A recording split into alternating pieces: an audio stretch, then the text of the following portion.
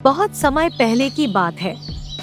एक जंगल में किसी बात को लेकर दो बकरियों के बीच झगड़ा हो गया। इस झगड़े को वहां से गुजर रहा एक साधु देख रहा था।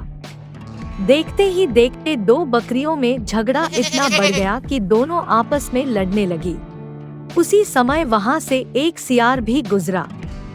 वह बहुत भूखा था। जब उसने दोनों बकरियों को झगड़ते देखा तो उसके मुंह में पानी आ गया। बकरियों की लड़ाई इतनी बढ़ गई थी कि दोनों ने एक दूसरे को लहूलुहान कर दिया था, लेकिन फिर भी लड़ना नहीं छोड़ रही थी। दोनों बकरियों के शरीर खून निकलने लगा था। भूखे सियार ने जब जमीन पर फैले खून की तरफ देखा तो उसे चाटने लगा और धीरे धीरे उनके करीब जाने लगा। उसकी भूख और ज्यादा बढ़ गई थी। उसके मन में आया कि क्यों न दोनों बकरियों को मारकर अपनी भूख मिटाई जाए। वहीं दूर खड़ा साधु यह सब देख रहा था।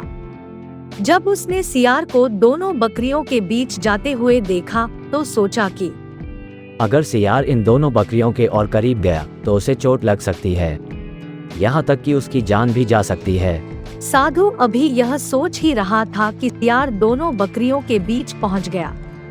बकरियों ने जैसे ही उसे अपने पास आते देखा तो दोनों ने लड़ना छोड़कर उस पर हमला कर दिया। अचानक हुए हमले से सियार अपने आप को संभाल नहीं सका और चोटिल हो गया। वह किसी तरह से अपनी जान बचाकर वहां से भागा।